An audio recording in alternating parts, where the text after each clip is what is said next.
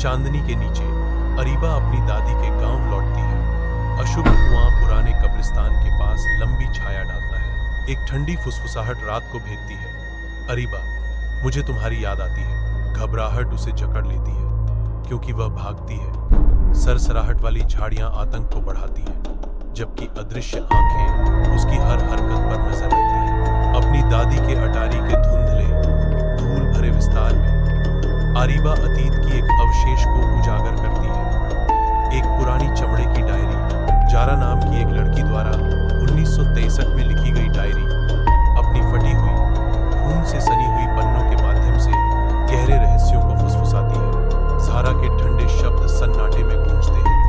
वह कुएं में रहता है, वह रात में बात करता है, वह तब आता है जब तुम सुनते हो। ज़ारा कभी नहीं मिली। अरीबा एक गहरे कुएं से इशारा करते हुए एक पीले बच्चे का सपना देखती है। वह कुएं में कूद जाती है, उसकी चीखें खाई में गूंजती हैं। अरीबा एक आंख के साथ जागती है। उसके पैरों पर कीचड़ लगा हुआ है। उसकी आंखों में दहशत है क्योंकि वह खिड़की से बाहर देखती है।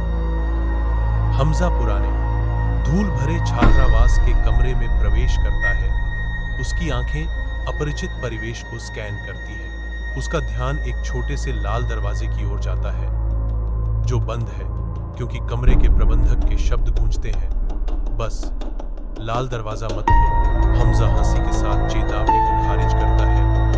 यह शायद सिर्फ एक कोठरी है। आधी रात में हमजा एक ठंडी फुसफुसाहट से जाग जाता है। हमजा, हमें बाहर निकाल।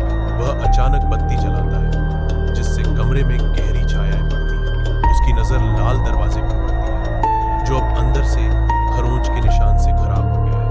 छात्रावास कक्ष 109 का लाल दरवाजा थोड़ा खुला है जो अज्ञात में एक भयावह निमंत्रण है। अंदर एक भयानक खोज इंतजार कर रही है। एक बच्चे का जूता और खून से सना हुआ हाथ का निशान। हमजा का चेहरा पीला पड़ जाता है।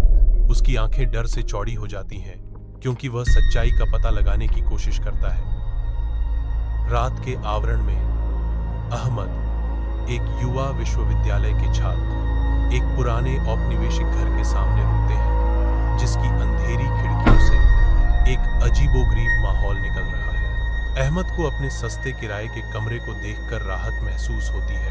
अहमद अपने आप से सोचता है, यह इतना सस्ता कैसे हो सकता है। अहमद अपने नए कमरे में खड़ा है जो पूरी तरह से सुसज्जित है, फिर भी उम्र और धूल से छुआ हुआ है। उसकी